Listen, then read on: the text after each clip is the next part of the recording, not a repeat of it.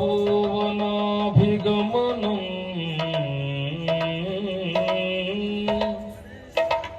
पूर्वं राम तपोवनाभिगमनम्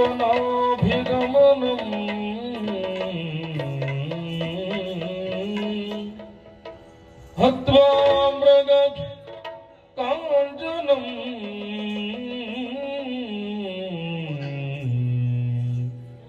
हत्वा मृगकाञ्चनम्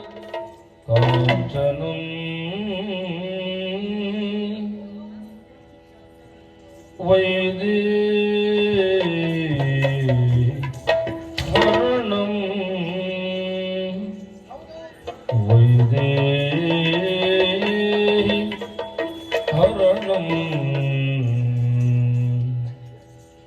जठायु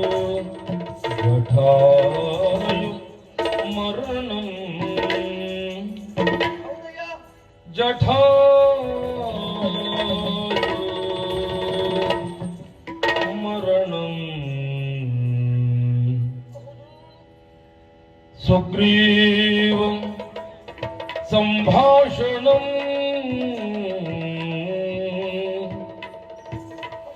सुग्रीवं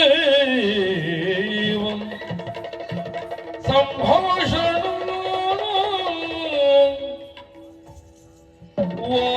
वालिनिग्रहणम्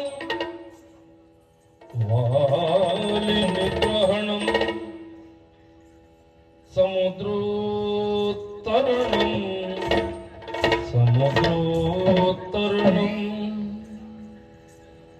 लंकापुरी दाहनम् लंकापुरी दाहनम् पश्चात् रावण कुंभकर्णादि हननो पश्चात् रावण कुंभकर्णादि हननो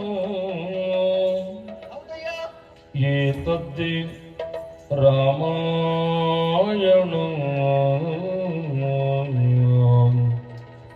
एतद्धि रामायणम्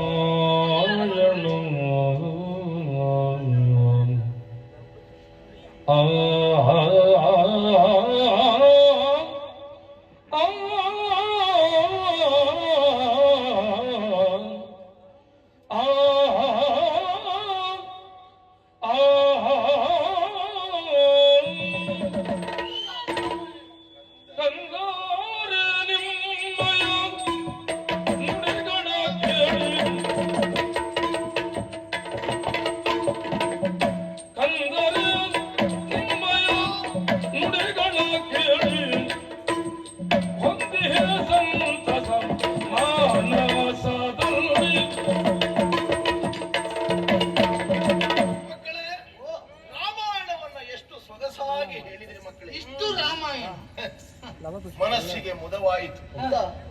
ದುಷ್ಟನಾಗಿರುವಂತಹ ರಾವಣಾದಿ ರಕ್ಕಸರನ್ನೆಲ್ಲ ಕೊಂದಿರುವಂತಹ ಆ ರಾಮ ಮತ್ತೆ ಸಾಕೇತವನ್ನ ಸೇರಿಕೊಂಡ. ಸೀತಾರಾಮನಾಗಿದ್ದವ ರಾಜಾರಾಮನಾಗಿ ಮೆರೆದ. ಹೇಳಿ ಮಕ್ಕಳೇ, ರಾಮನಿಗೆ ಮದುವೆಯಾಗಿದೆ ತಾನೆ, ಸೀತೆ ಹೆಂಡತಿ ತಾನೆ. ಮದುವೆಯಾದ ರಾಮನಿಗೆ ಎಷ್ಟು ಮಂದಿ ಮಕ್ಕಳು? ಪುಣ್ಯಾತ್ಮ, ಈ ಹೆಂಡತಿ ಬಿಟ್ಟವರಿಗೆಲ್ಲ ಮಕ್ಕಳಾಗ್ತದೇನೋ? ಬಿಡುವಾಗ ಎಲ್ಲಿಯಾದ್ರೂ ಗರ್ಭಿಣಿ ಆದದಿದ್ರೆ ಆಗ್ಬಹುದು. ಹಾಗಂತ ವಿಚಾರ ಗೊತ್ತಿಲ್ಲ, ನಮಗೆ ಗೊತ್ತಿಲ್ಲ.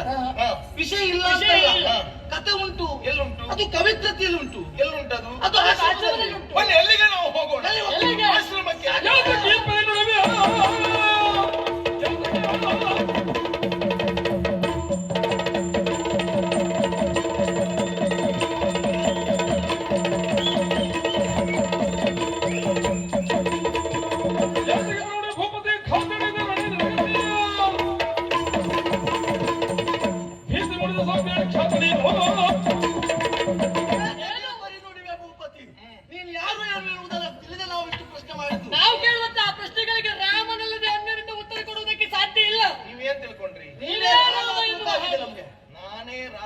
ಗೊತ್ತಾದ ಮೇಲೂ ನೀನ್ ರಾಮನಿಗೆ ರಾಮಾಯಣ ಹೇಳ್ತೀರಲ್ಲ.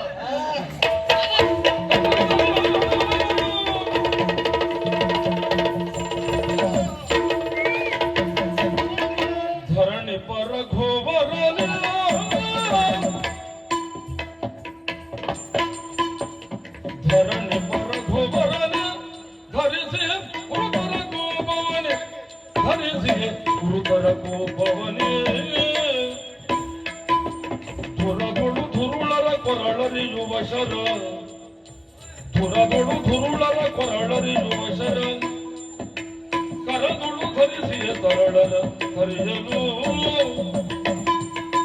ಧುರದೊಳು ಧುರುಳರ ಕೊರಳರಿಯುವ ಶರ ಕರದೊಳು ಧರಿಸಿಯ ತರಳರ ಹರಿಯಲು ಧರಣಿ ಪರಗುವರ ಆಶ್ಚರ್ಯವನ್ನ ಕಾಡ್ತಾ ಇದ್ದೆ.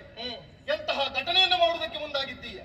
ಅಲ್ಲದೆ ಹೋದ್ರೆ ದುಷ್ಟರ ಶಿಕ್ಷಕ ನೀನು, ದುಷ್ಟರನ್ನ ಶಿಕ್ಷಿಸಿ ಶಿಷ್ಟರನ್ನ ರಕ್ಷಿಸಬೇಕಾದವ ನೀನು. ಹೀಗಿರುವಾಗ ತರಳರ ಮೇಲೆ ಕೋಪವನ್ನು ಕಾಡ್ತಾ ಇದ್ದೀಯ. ನೀನು ನಿನ್ನಂತವರಿಗೆ ಇದು ಸೂಕ್ತವಲ್ಲ. ಇವರು ಯಾರು? ತರಳರಿದ್ದಾರೆ. ಕೆಳಗಿಳಿಸುವುದು ಧನುಶರವನ್ನ. ಧನುಶರವನ್ನ ಕೆಳಗಿಳಿಸಲೇಬೇಕು. ಯಾಕಾಗಿ? ಅನ್ಯರು ಎನ್ನುವ ಕಾರಣಕ್ಕಾಗಿ ಇವರಲ್ಲಿ ಯುದ್ಧ ಮಾಡುವುದಕ್ಕೆ ಮುಂದಾಗ್ತಾ ಇದ್ದೀಯ. ನೀ ಎಂದುಕೊಂಡ ಹಾಗೆ ಇವರು ಅನ್ಯರಲ್ಲ. ಮತ್ತೆ ಹಿಂದೊಂದು ಸಂದರ್ಭ ಅಗ್ನಿ ಪರೀಕ್ಷೆಗಾಗಿ ಸೀತೆಯನ್ನು ಒಳಪಡಿಸಿದಂತಹ ಕಾಲಕ್ಕೆ ಸೀತೆ ಕಾಡನ್ನ ಸೇರಿದಳು. ಕಾಡಿನಲ್ಲಿ ಆರ್ತನಾದವನ್ನ ಕೇಳಿದಂತಹ ನಾನು ಅವಳನ್ನ ಕರೆದು ಆಶ್ರಯವನ್ನು ಕೊಟ್ಟಿದ್ದೆ. ತುಂಬು ಗರ್ಭವನ್ನ ತಾಳಿದ್ದಳು. ಆಗ ಅವಳು ಪೂಜ್ಯಾತಿ, ನಾನು ವಲ್ಮೀಕದಿಂದ ಬಂದವ. ಒಂದು ರೀತಿಯಲ್ಲಿ ಅಣ್ಣ ತಂಗಿಯ ಸಂಬಂಧ. ಆ ಕಾರಣಕ್ಕಾಗಿ ಅವಳ ಸಂಪೂರ್ಣ ಶುಶ್ರೂಷೆಯನ್ನು ಮಾಡಿದವರು ನಾವಿದ್ದೇವೆ. ಅವರ ಗರ್ಭಾಂಬುದಿಯನ್ನು ಬೆಳಗಿದವರು ಇವರಿವರು ನಿನ್ನ ಮಕ್ಕಳಿಗೆ.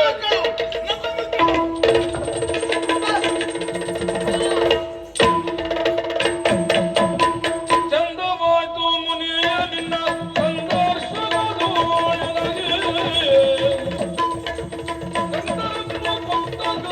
ಎಂದು ಮಣಿವೇ. ಸುಖಾಂತ್ಯವಾಗಬೇಕಾದಂತಹ ಪ್ರಕರಣವನ್ನ ಸುಖಾಂತ್ಯಗೊಳಿಸಿದ್ರಿ. ದೂರವಾದಂತಹ ನನ್ನ ಮಕ್ಕಳು ನನ್ನ ಪಾಲಿಗೆ ಮತ್ತೆ ಸಿಗುವ ಹಾಗೆ ಮಾಡಿದ್ರಿ. ಹೌದು, ಸಂತೋಷವಾಯಿತು ಸ್ವಾಮಿ. ಆಗಲಂತೆ ಇನ್ನು ತಡ ಮಾಡದೆ ಸೀತೆ ಹಾಗೂ ನನ್ನ ಉಭಯ ಮಕ್ಕಳನ್ನ ನಾ ಸಾಕೇತಕ್ಕೆ ಕರ್ಕೊಂಡು ಹೋಗಲೇ. ಅದೀಗ ಆಗುವುದಿಲ್ಲ. ಈಗಾಗಲೇ ಲೋಕಾಪದವಾದಕ್ಕೆ ಗುರಿಯಾದವ ನೀನು. ಇನ್ನು ಮುಂದೆ ಹಾಗಾಗುವುದು ಬೇಡ. ಈಗಾಗಲೇ ಯಜ್ಞ ಕಾರ್ಯವನ್ನ ಕೈಗೊಂಡವ ನೀನು.